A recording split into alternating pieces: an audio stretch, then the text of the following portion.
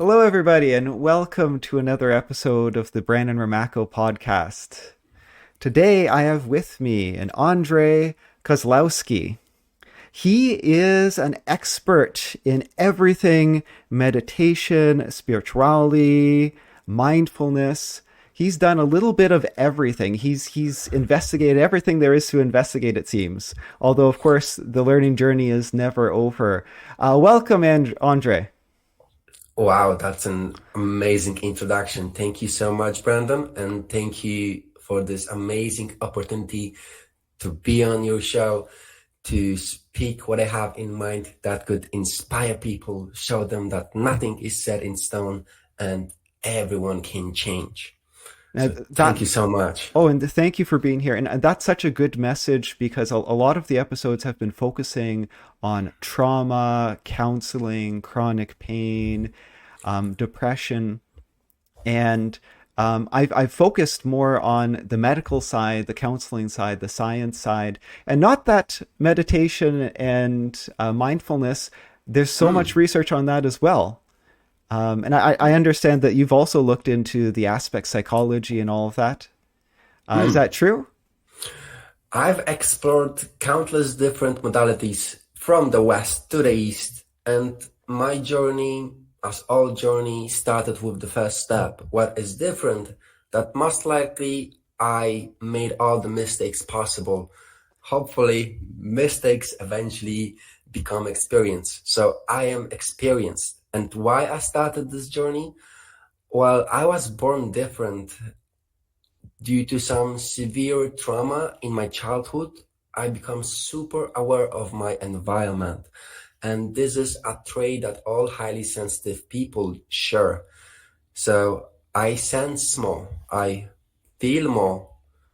So I So, so came to the yes. I, So that of course, led you. You sense more. You felt more. So you felt more drawn to this, I guess, aspect of our reality.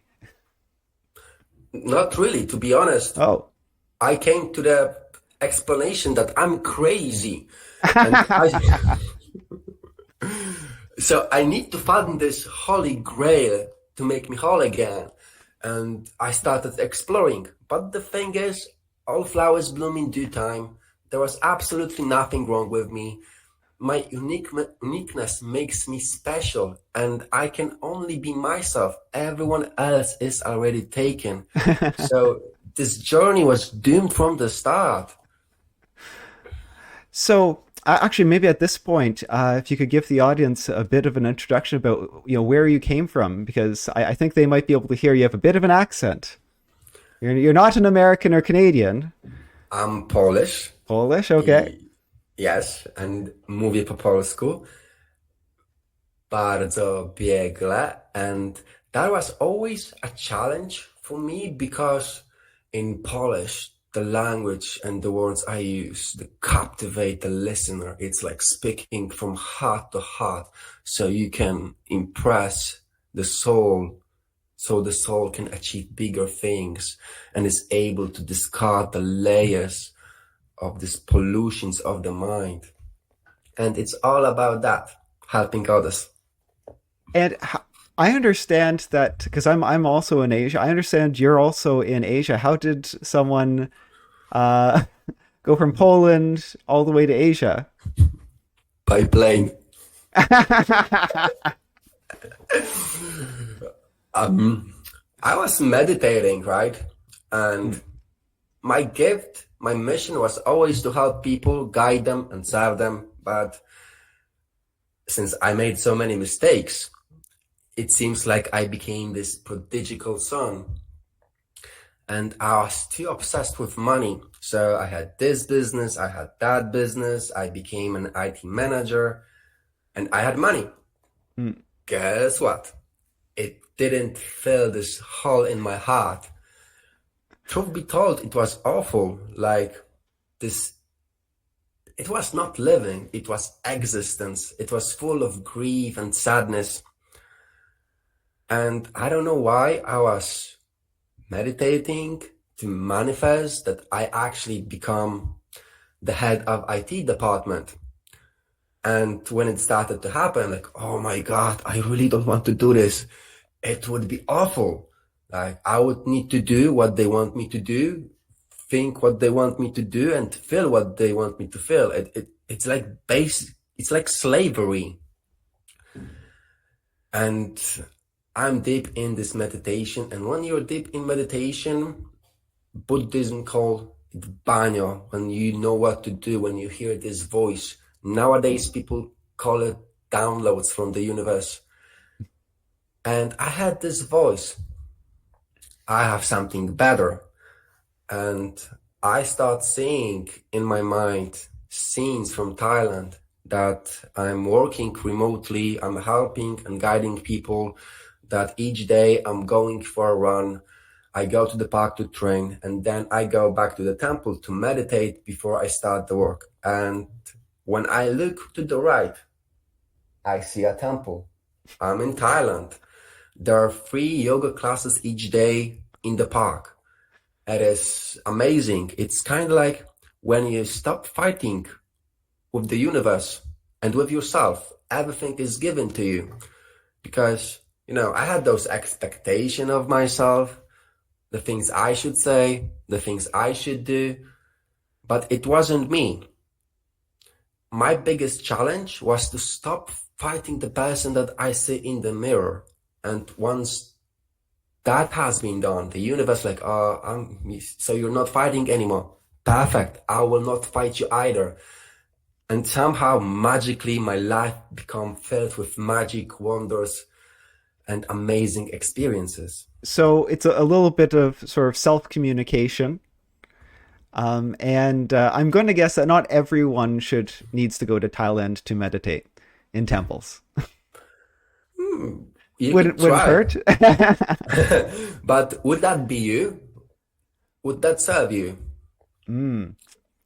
Because a lot of people, and I was really excited to have you on because, I read about all the benefits of mindfulness, meditation, the self-image, working on your self-image, the things you tell yourself, and all the health counsel, coaching, life coaching going on.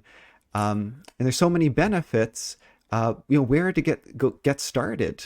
And now maybe people need to start in different places, but I thought talking to you might educate me and my audience about just possibilities. If someone's never done anything spiritual, they've just worked as a slave in IT. They haven't taken a breath that wasn't dictated by their boss. Where would they start that conversation with themselves? Any advice?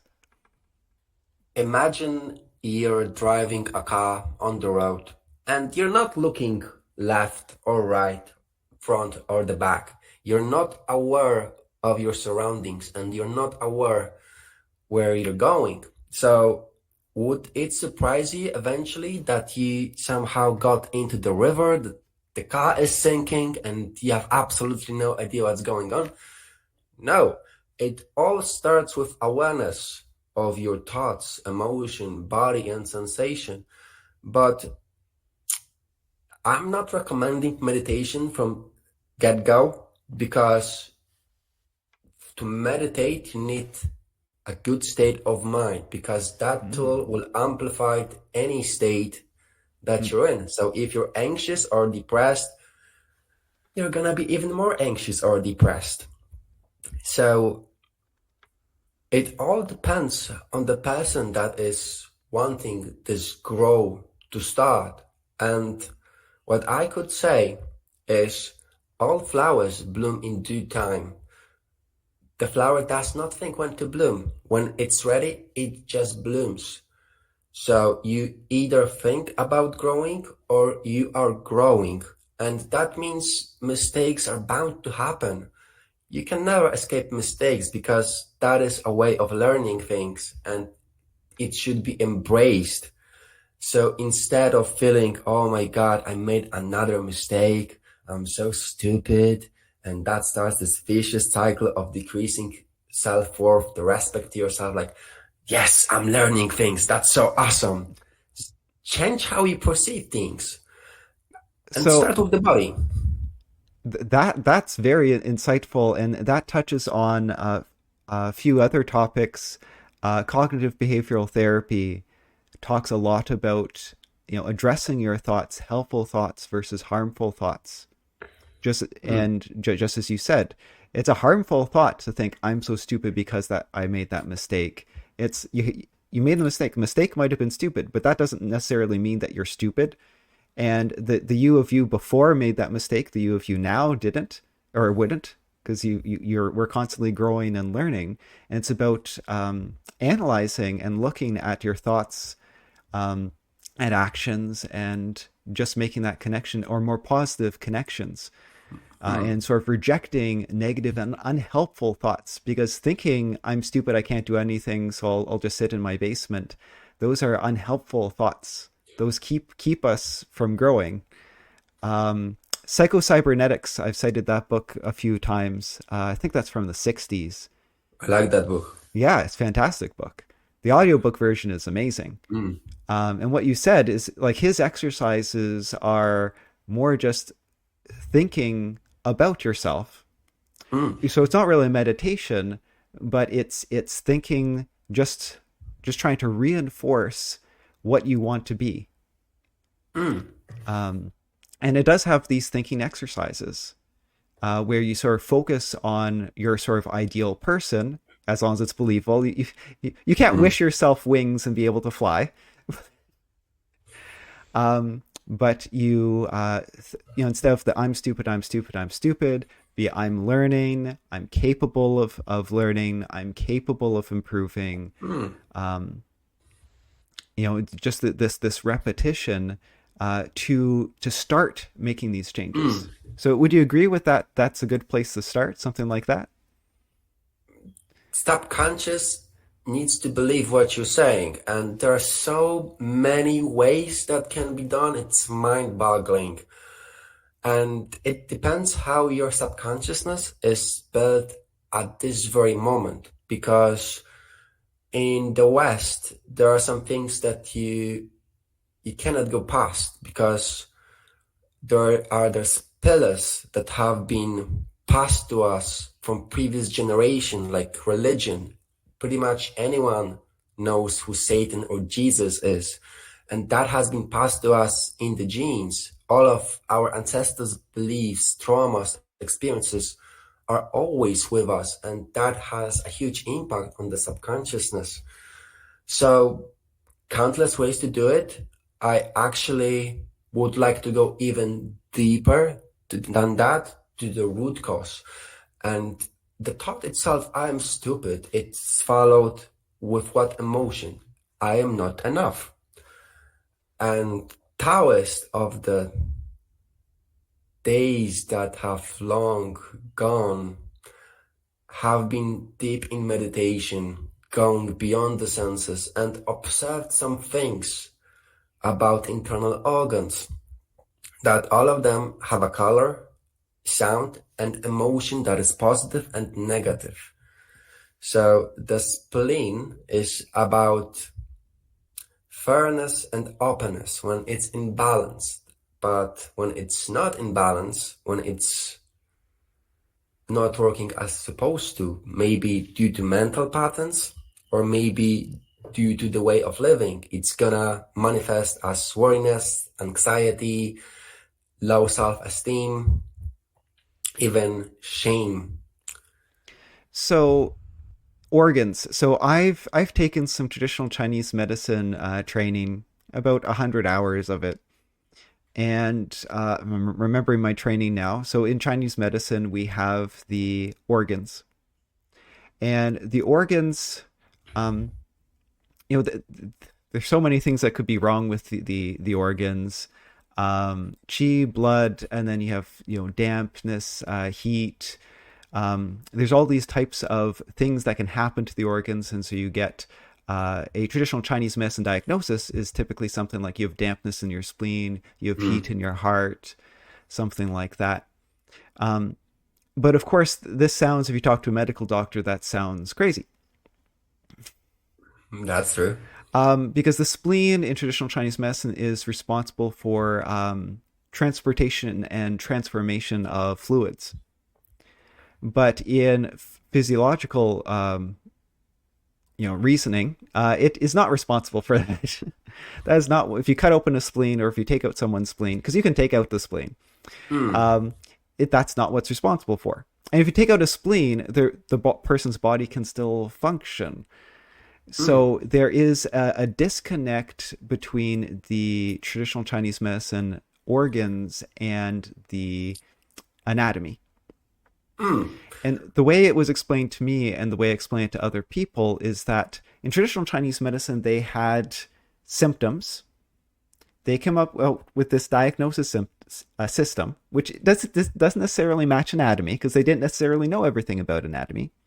And then they came out, based on the diagnosis, they came out with a prescription. They knew the symptoms to the prescription worked. So I would argue what's in the middle doesn't really matter.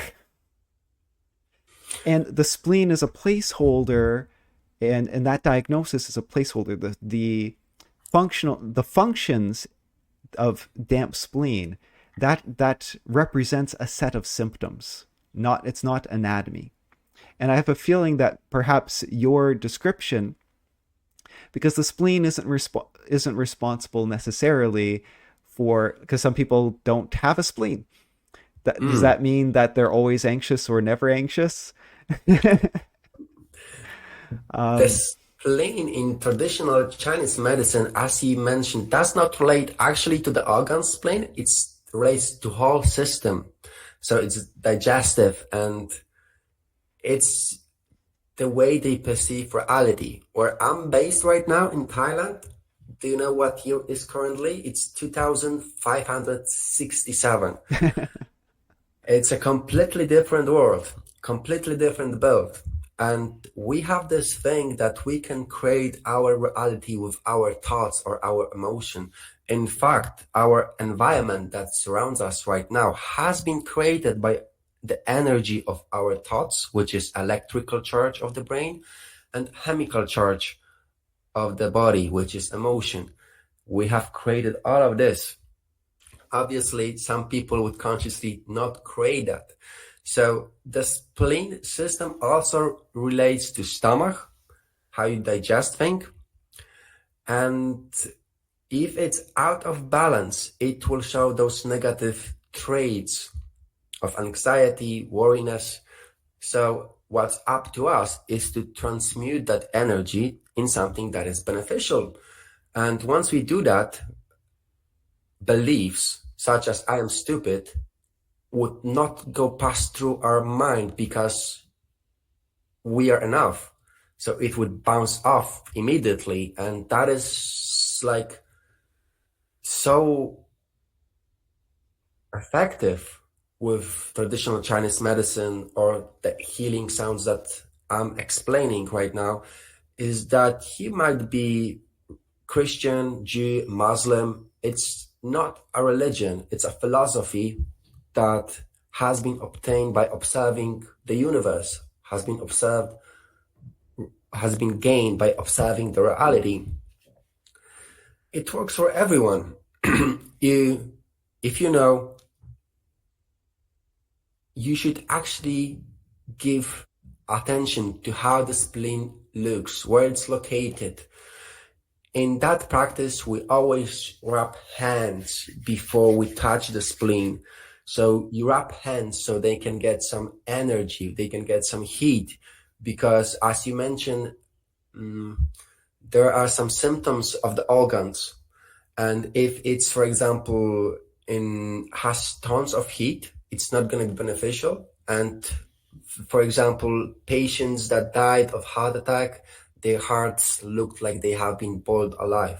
So we need to take that heat off. And it's about, if you have something that is hot, very hot, to the point it's boiling, if you're gonna put cold water over it, it will create fumes.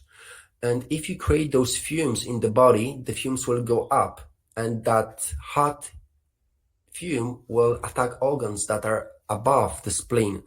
So to make something hot, the organs inside, you would actually use something that is similar of nature. So very good. We have something called compote, which is just a water mixed with fruits and boiled. Mm. It just doesn't go to the kidneys just like water does, and it allows you to expel that heat. And it's very important to know how the organ looks, the one that you're trying to fix, because again, nothing really works alone and all impacts other things.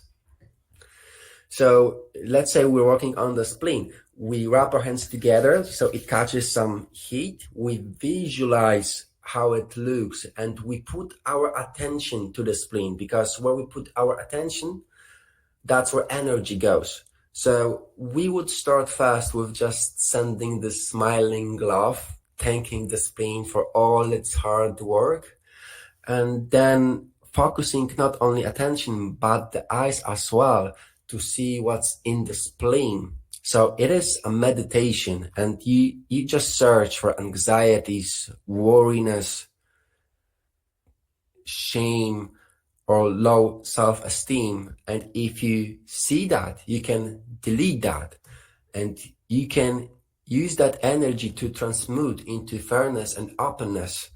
And if you found enough of things that you want to expel and to change into positive traits, the sounds that spleen correlates to is who. So ideally you want that vibration of the sound who go to the spleen. At the beginning you would need to feel it so you can say it really, really quietly, but eventually you want to go deep into that organ so it can cleanse by vibrating. You clean it by vibrating and that energy starts flowing, and given time that organ will be in balance again. So any patterns of the mind that relates to low self-esteem, being anxious, being not enough, would automatically dissolve because they cannot exist in fairness and openness. So I don't mean to be contrarian, but my podcasts, my books, very, very science based, very evidence based. And so my comments to the audience listening here is the power of visualization. So don't necessarily take what Andre is saying as fact. Like, let's say your spleen has burst. Okay, I'm just going to visualize. The hospital, they say they need to do surgery right away, and I'm bleeding internally. No, I just need to visualize. That's I say it's a given that's a tool, and everything is a tool, and Yes, the it is a mind is a tool. So if you allow the tool to use you, there's something wrong with you. But if you use it for your own benefit and you understand that some things can be fixed using this method, Your but conscious some mind cannot. and the subconscious mind, well, they're almost like two tools. One you have direct control of, others, the other one you can't directly control, but you can influence because it's listening to your thoughts. And with these visualizations, some people don't realize how powerful the brain is. They don't realize what visualizations meditation can achieve. Just to give you an example, genetics and epigenetics. When you were actually talking about sort of the history can affect people, it's true. If someone's had a traumatic experience, you can look at how their genes are expressed, and it's changed. Because each gene in our body, we have each piece of DNA, DNA code. We have every cell has the entire code of how to create an entire human body. But a skin cell doesn't need to know how to create an entire human body. It just needs to know what parts are necessary to make a skin cell. So it has only certain parts of it that it listens to, and what parts it listens to can change, which can change how a cell functions. This can mean, for example, downregulating the production of receptors for insulin, giving someone type 2 diabetes. And so type 2 diabetes is an expression, in a way, can be an expression of the genes, an altered expression, and it can be changed. These changes to the genes can be changed. We can change what genes our body expresses and what they don't. So, you can't make yourself 1 foot taller or change your eye color, but thinking things and doing things, better diet and things like that, can affect your genes. And thinking can affect the gene expression, can affect epigenetics, can affect hormone levels, neurotransmitter levels, blood flow, organ function. These are all measurable effects. SSRIs, the most common antidepressant medication, is no better than placebo for mild to moderate depression. And even in some subsets, it's not better than placebo, even for severe depression. So just taking a pill, thinking you're taking a pill that's going to help, is just as good. Like, that's how powerful the mind is. I've taken something that's going to help. I'm not going to be sad anymore. I'm not going to be sad anymore. I'm going to be able to, now it's sad that I'm oversimplifying depression. I'm going to have more energy. I'm going to start enjoying things again. Those thoughts themselves change how the brain works. Do you have something to add to what I said? I said a lot just now. The mind wants to give you what you believe in. It's called placebo effect, confirmation bias, self-fulfilling prophecy, and the mind is a tool. You mentioned a lot about epigenetics, and it's pretty much from different religions. It's called karma, original sin. It's pretty much the same thing, explained in different words for different people. And there's a lot of sayings that you have 60, 70,000 thoughts per day, and that's perfectly fine. The problem is that those thoughts are reoccurring approximately in 90%. And those same thoughts lead you to the same words you say. The same words you say lead you to the same experiences and actions, to the same old you. And this is something that Taoist also said, that you need to be very cautious of your thoughts, because your thoughts became your words, and your words became your actions, and your actions became your eventually destiny. You can explain it for so many different ways, but it's not really important. If something works for you, you should stick with it. And if it doesn't work for you, you should find something that works for you. And not get into this loop of allowing the mind to use you because, I'm gonna need something else, or because we have those beliefs, right? And if you really think about it, those are conditions and restrictions. And usually people glorify the things that kill them because they think it's the only way, because they are so attached, or they think that their emotions or their thoughts are them, but it's not. They are tools for you to experience reality. And if you use them correctly, it's perfectly fine. That is what the tool is for. But if you allow the tool to use you, like you're overthinking, or you're caught up in anger, and you experience reality through the lenses of anger, it's not doing you any good, is it? When they do a meta-analysis or systematic review of diets, I love to read them, because whenever there's a new one, normally the conclusion is the same. Obviously, research has its own types of bias. So different researchers, if they have a bias, their conclusion will be different. But they tend to come to a conclusion that the best diet for losing weight is the diet that people stick to and enjoy. Yes. Whichever one, it doesn't matter.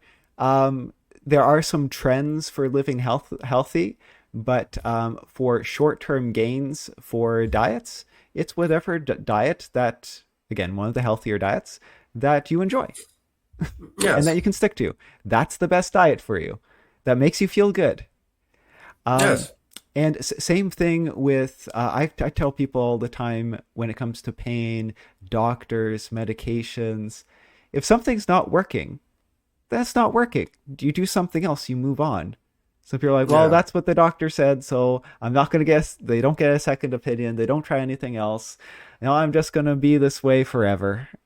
It's the defeatist attitude, when there's so much variability person to person, that no one has your answers. No one might have your answers until you have to explore.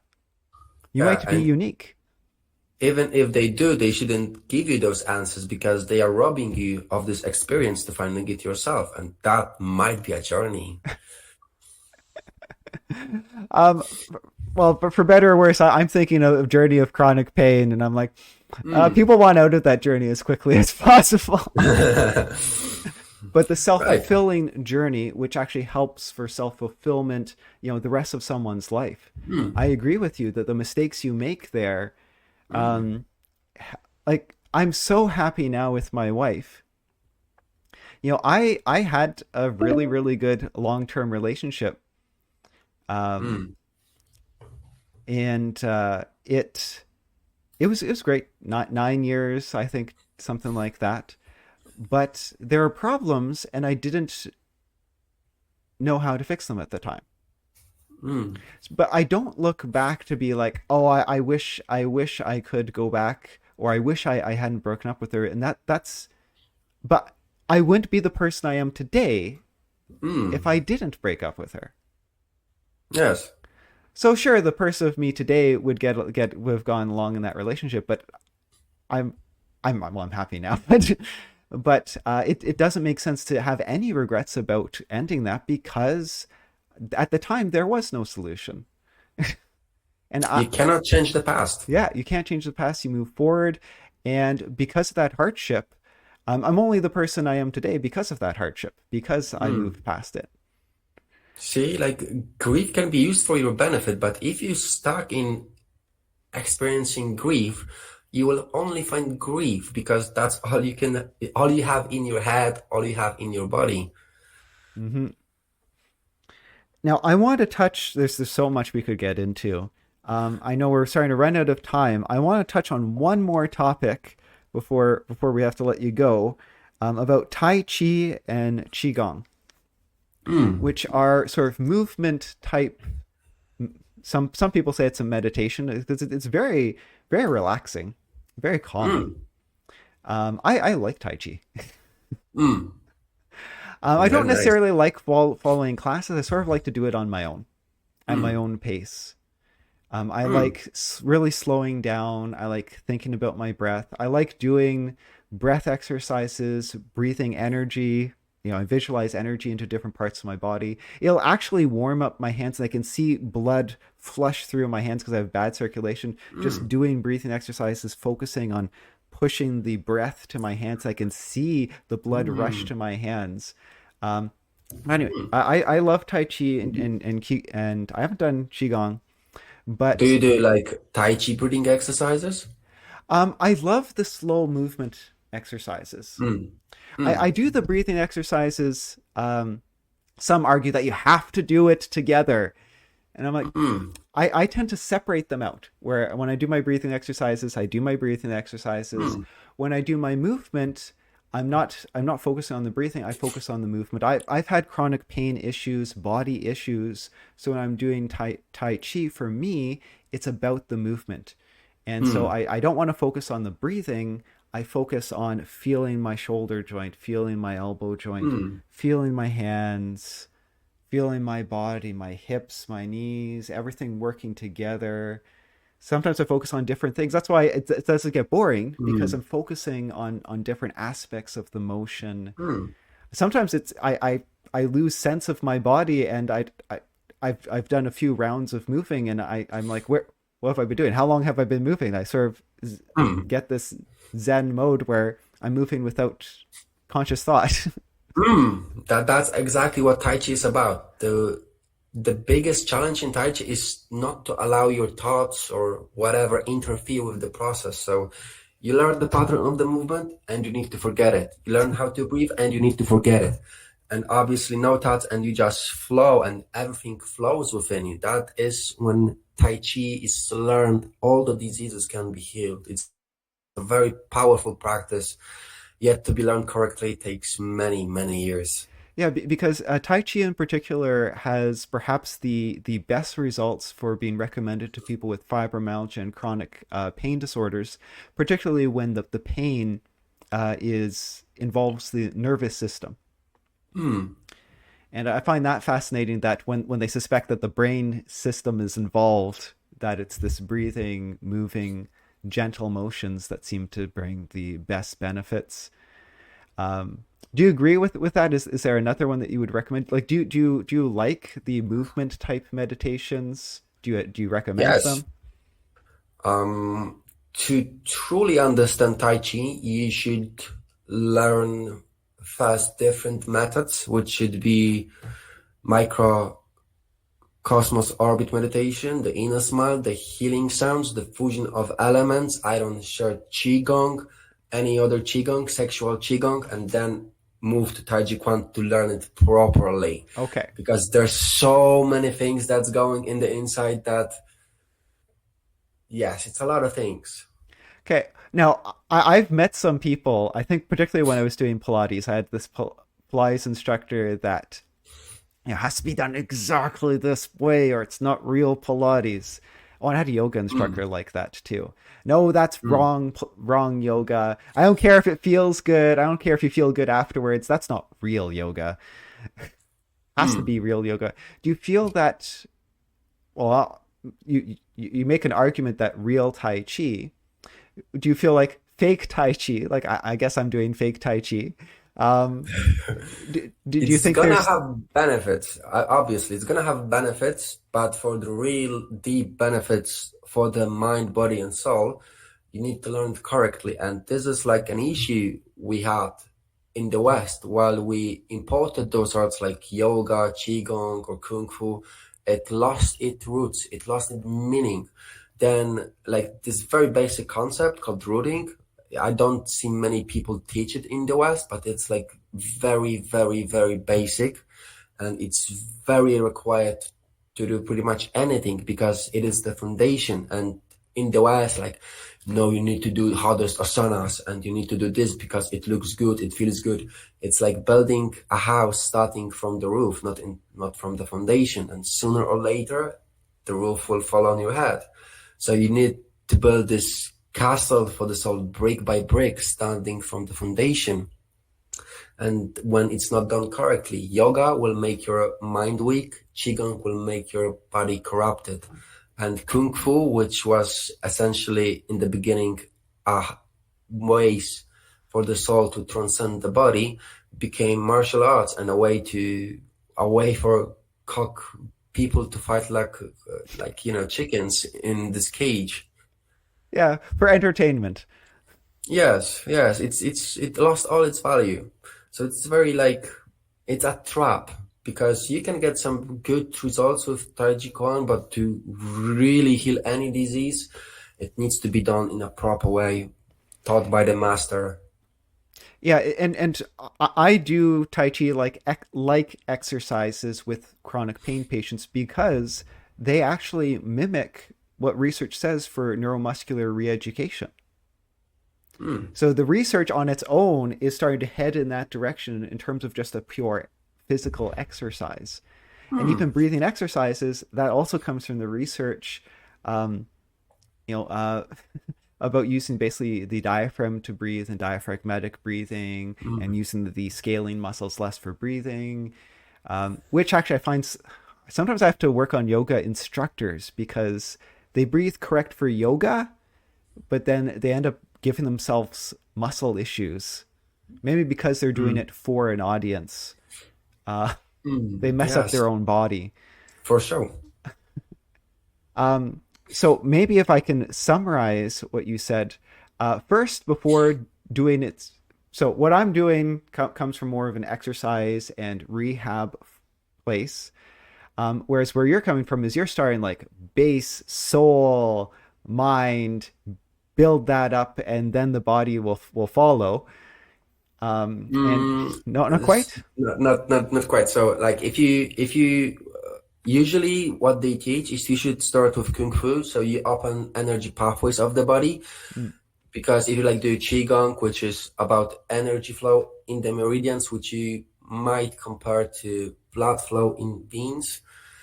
And if there's any pent up, the energy or the blood doesn't know where to go, it's gonna be really, really bad. So first of all, you need to open those channels. So it's Okay. like you can reach a destination with so many different means that Okay, it's so there's not just mind-boggling. one way, but it's Oh a little hell bit of no. everything going towards the path then.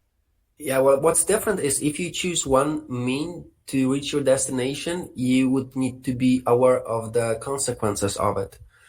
And usually what we want to do is we want to use shortcuts, but this world is built that if you on duality. So if you will want to choose a shortcut, you will be lost. But if you want to use it for your advantage, to ensure that the road is as short as possible, you will choose the long road because you will learn so much that eventually you will not even know how it got fixed. And for chronic diseases, you actually kind of need to become a new person. Like that chronic disease affected a different person. Actually, So, I think that's maybe the most meaningful. Everything you said has been meaningful, but you might have to become a new person. And that realization, I think, is going to be really important for people listening.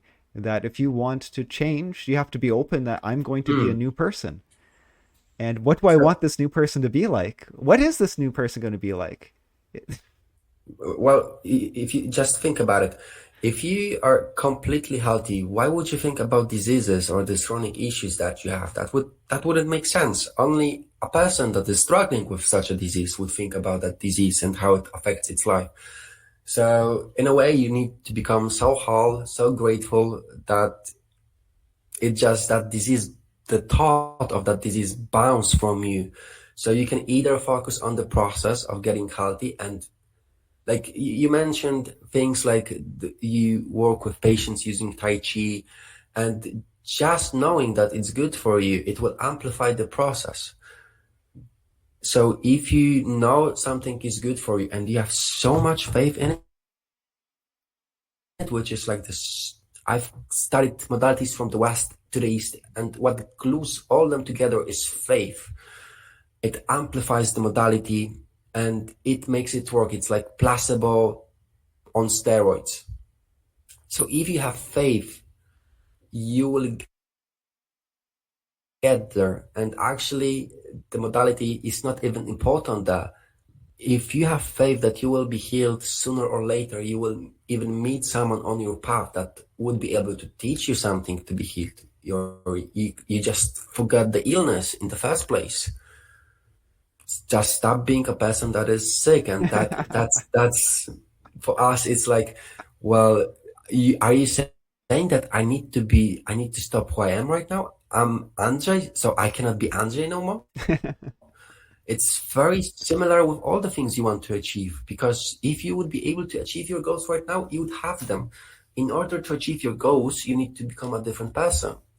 And that means maybe sacrifices, maybe some traits or emotions that are deep within you don't resonate with that goal or don't resonate with health. If you smoke cigarettes, you cannot be surprised when there is cancer in your lungs or if you breathe incorrectly. So many of those illnesses or diseases are actually caused by the way we live. So we're going to wind up now. I think that might be a good place to end. Any closing statements? And thank you so much for joining me today. The pleasure is all mine. Okay. And so thanks, audience, for listening. This has been the Brian Ramacco podcast. I hope you all have a great day. Cheers. Bye bye.